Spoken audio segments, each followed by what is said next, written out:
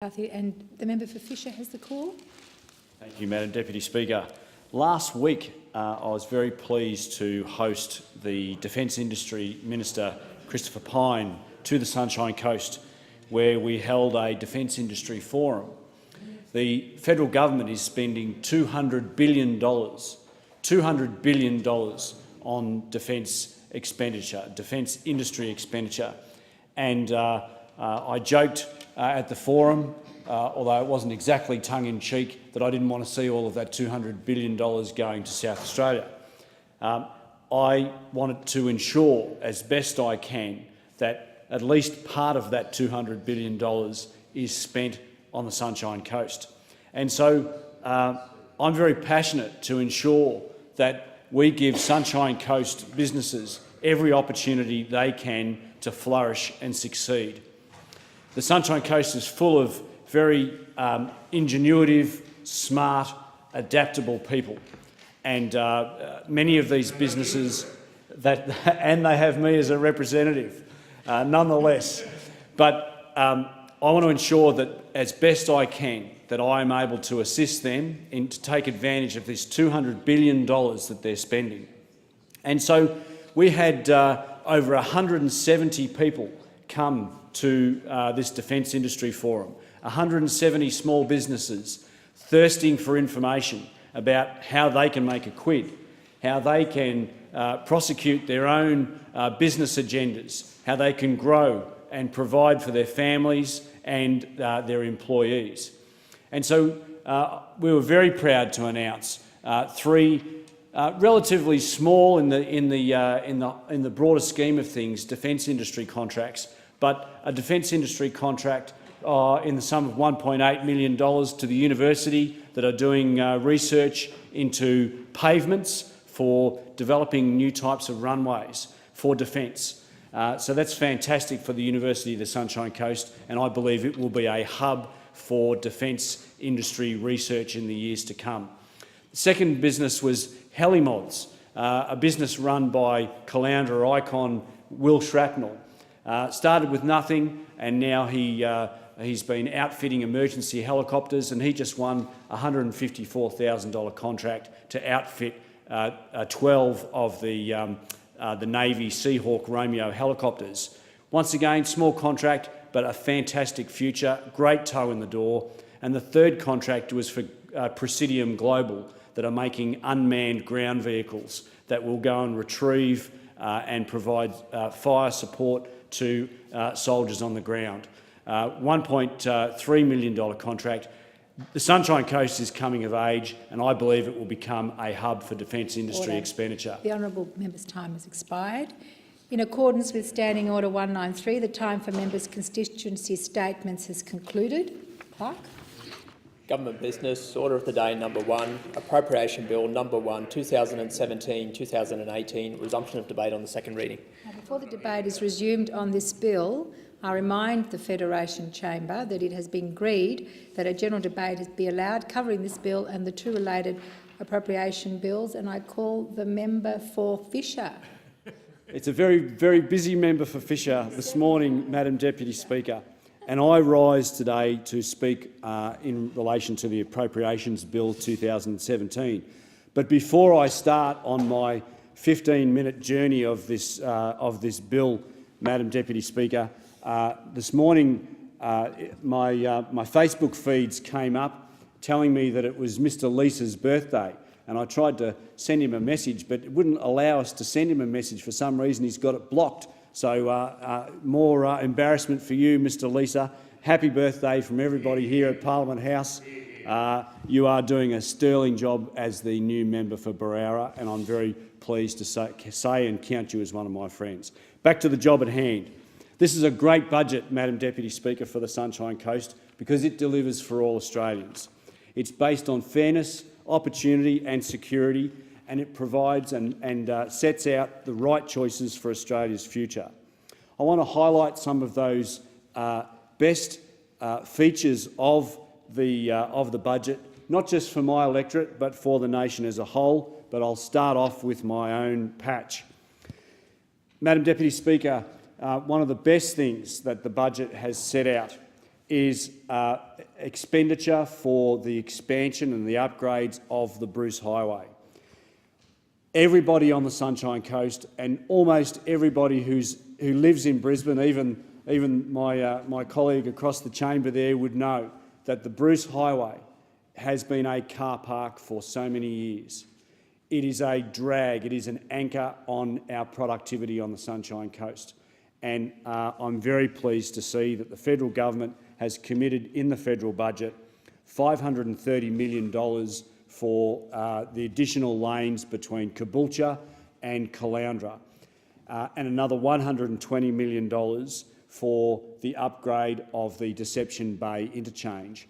So just in the budget alone, that's $650 million for Bruce Highway upgrades south of Caloundra to Caboolture.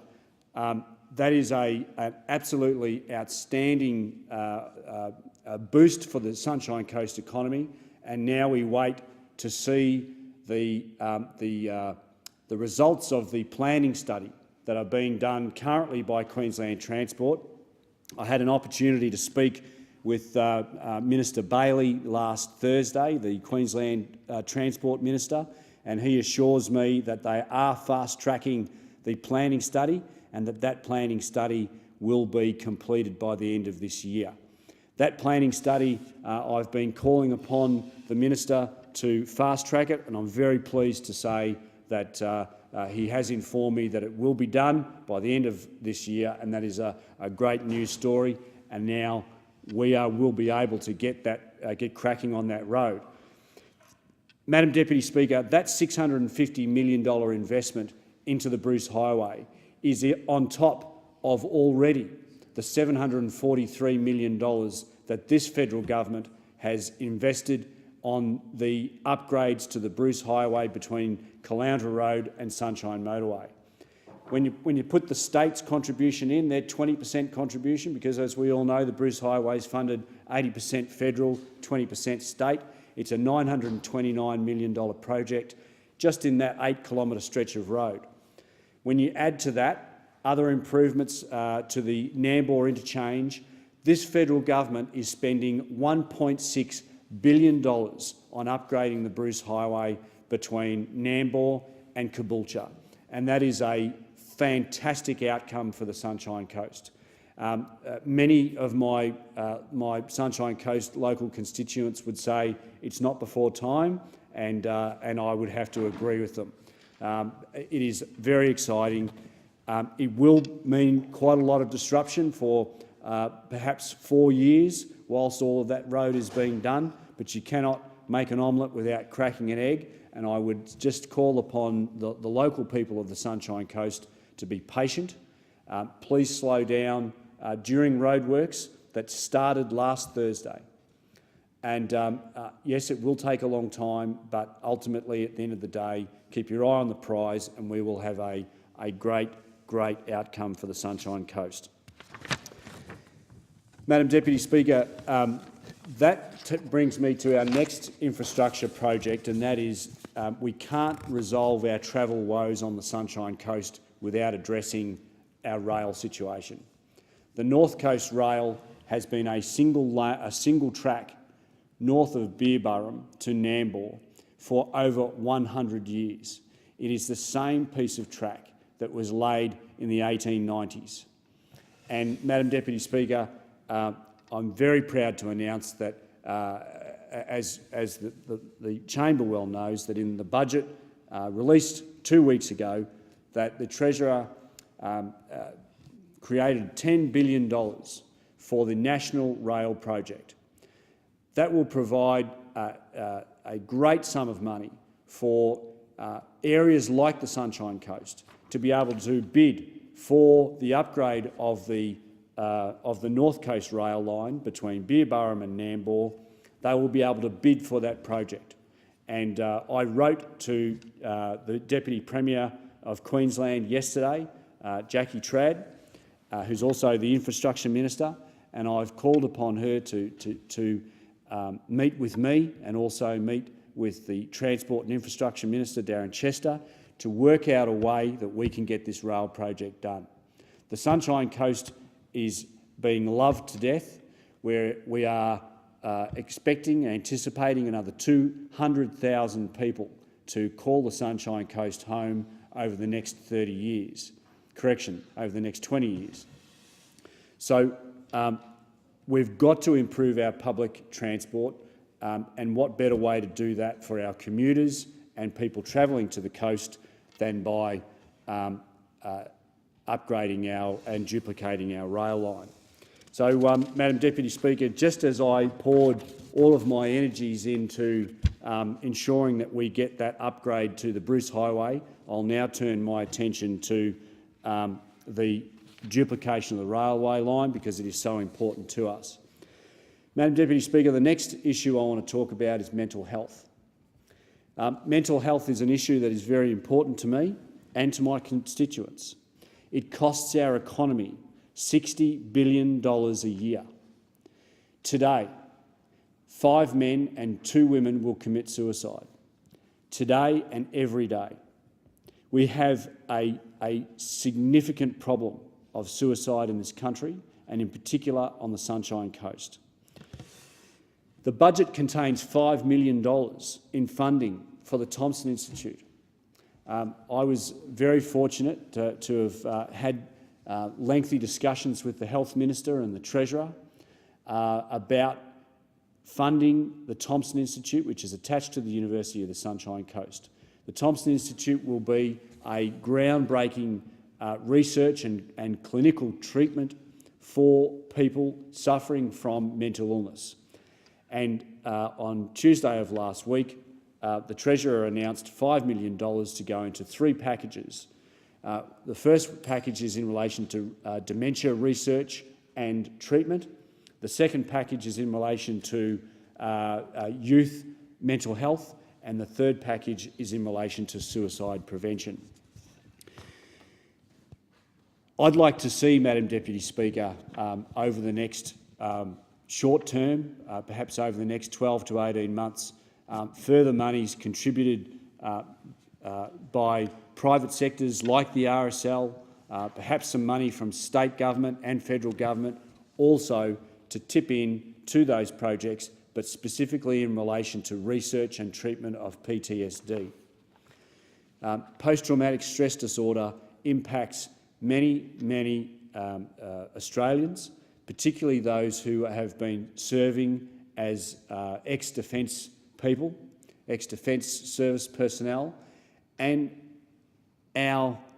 we seem to forget, unfortunately, in this country, that many of our emergency service workers, our policemen, our fireys, our ambos, that attend accidents and see things that are beyond yours and my comprehension every day, multiple times a day.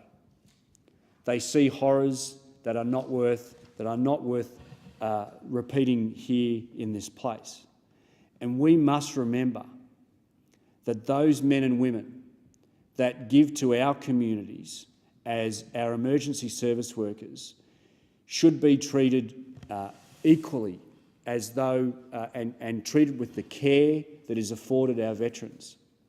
So I'm pushing and striving, Madam Deputy Speaker, to establish within the Thomson Institute funding for research and clinical treatment of defence personnel and emergency service workers to assist them with their post-traumatic stress disorders. I should also give a big shout out in relation to the Thomson Institute, Madam Deputy Speaker, Roy and Nola Thompson. Roy and Nola Thompson are